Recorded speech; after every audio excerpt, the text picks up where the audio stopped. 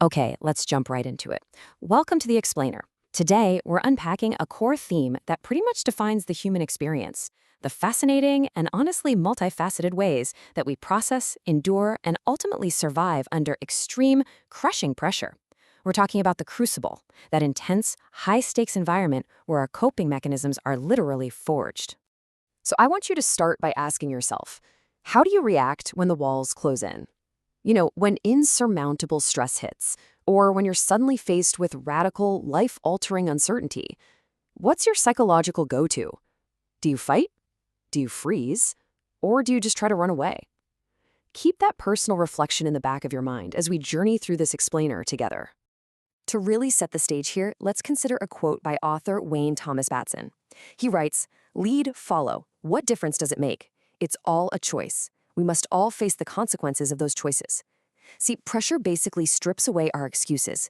It forces us into a corner where we absolutely must confront our reality and take responsibility for our actions. There's just no such thing as passive survival. All right, moving into section 1, descent into the mind, focusing on our psychological mechanisms. Historically, and across different cultures, populations have developed some really fascinating mechanisms for dealing with extreme uncertainty. Take academic research from Durji Park, for example, which looks at how the Bashkir people historically conceptualize this. When faced with the alien invasion of sudden, crushing trauma, one desperate response is the belief in demonic possession. Now why? Well, it's actually a way of giving a name to the uncontrollable. It's externalizing the uncertainty into a tangible force, something that can be actively battled or even exercised. And this illustrates a massive psychological divide. On one hand, you have that Bashkir belief, externalizing the trauma so it isn't you.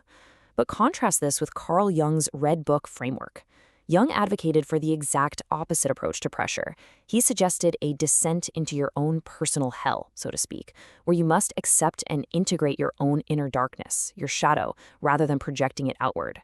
True heroism, at least in Jung's eyes, is boldly acknowledging our darkest limitations. Section 2, Surviving the Forever War. Let's look at systemic pressure. Consider the sheer cyclical nature of endurance in Afghanistan. Just look at the timeline. In 1839, the British East India Company invades. Jump to 1979, the Soviet Union invades. Then 2001 brings U.S. military intervention. For nearly 2 centuries, the region has existed under the relentless pressure of systemic warfare and occupation. It's a profound case study showing us exactly how populations adapt to and somehow endure the seemingly endless weight of systemic conflict. Section 3, The Illusion of Escape. We're talking fantasies of relief here.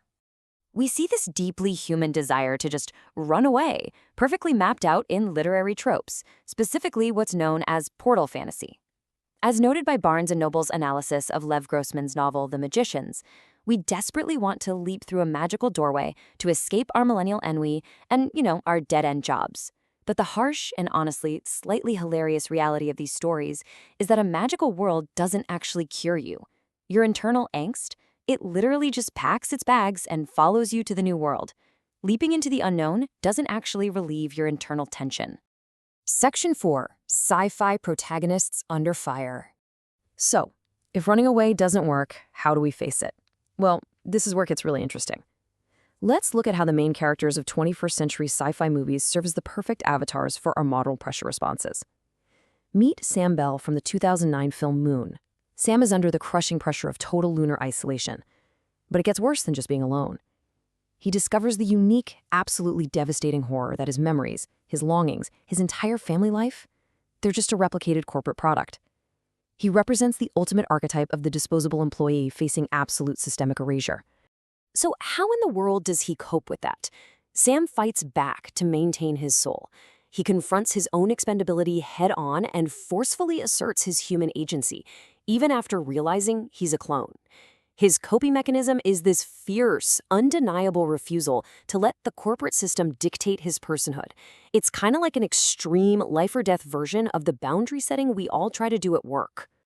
Now contrast Sam's total quiet isolation with our next protagonist, Evelyn Wang from Everything Everywhere All at Once. Evelyn is facing the exhausting, infinite scale of a literally collapsing multiverse, but hilariously, it's layered directly on top of her trying to do her taxes. The pressure here isn't loneliness. It's the sheer, overwhelming, absurd clutter of modern existence. And Evelyn's response is incredibly poignant. She survives not just by learning multiversal martial arts, though that helps, but by utilizing radical empathy. Unlike Sam's sheer defiance, she actually embraces the ridiculousness of life and accepts the ghost versions of all her unlived lives. Her coping mechanism is pulling the infinite scale of the universe right back down to the human level to heal her family wounds. From the chaotic clutter of the multiverse, we plunge into absolute spiritual despair with Theo Farron and Children of Men. Theo is navigating this broken, infertile near future that's totally choked by fear, state brutality, and just exhausted resistance. The pressure he faces is the terrifying reality of civilizational collapse, because in his world, there is simply no morrow. Theo begins as a spiritually broken man, but his response to this pressure flips almost instantly. The very moment the future suddenly has a physical body again, in the form of a miraculously pregnant woman, he completely sheds his bureaucratic numbness. He reclaims hope through fierce, selfless protection. His coping mechanism? Finding a profound reason to believe in tomorrow, when literally all evidence points to the contrary. Now, while Theo suffers because there is no future, Louise Banks in Arrival faces the terrifying pressure of knowing exactly what the future holds. Louise steps into the total unknown of an alien visitation, using language as her primary frontier, but her true pressure isn't just cosmic contact. It's the impending, crushing grief of seeing the future and knowing the tragic loss that awaits her own family. Her psychological response to this is just incredibly profound. Louise bravely embraces the pain. Once the future is no longer just a blank, distant concept, she accepts the immense weight of her choices. She actively chooses to experience love, fully knowing the devastating loss it will eventually bring. Moving into a highly synthesized world, we meet Officer K in Blade Runner 2049. K must grapple with memory and identity in a society that has completely commodified human feeling. He operates under the existential pressure of being an industrialized soul, treated essentially as disposable software. Unlike Evelyn, who embraces chaos, Kay's response to this system of purchased performance is a quiet, desperate search for singularity. He deals with the burden of longing for genuine connection by straight up rejecting his professional resignation. He chooses to act as if he possesses a soul, finding profound meaning in a world that repeatedly tells him he has absolutely none. Finally, we scale up from the personal to the pressure of an entire galaxy with Paul Atreides in Dune Part 2. Paul is a leader burdened by the terrifying intersection of prophecy, empire, and a massive human hunger for destiny. The pressure here is one of sacred dread, knowing that becoming exactly what his people need might unleash a holy war that the universe cannot survive cleanly.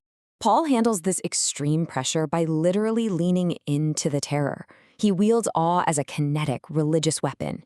He navigates incredibly complex political manipulation and ultimately decides to bear the monumental, terrifying cost of absolute power just to secure a future for his people. Bringing this all full circle, let's return to those words of Wayne Thomas Batson from earlier. You will finally see that power is not in controlling, but in letting go. Think about it. Whether it's Evelyn letting go of alternate lives, Luis accepting time, or Kay dropping his programming, their true strength is ultimately found in acceptance. Which brings us to a final thought for you to chew on. Which of these cinematic protagonists' coping mechanisms most resembles your own? When you face the alien invasions of daily life, do you isolate like Sam, empathize like Evelyn, or seek meaning in the dark like Kay? Understanding how we process pressure is really the first step to mastering it. Think on that and keep exploring your own crucible.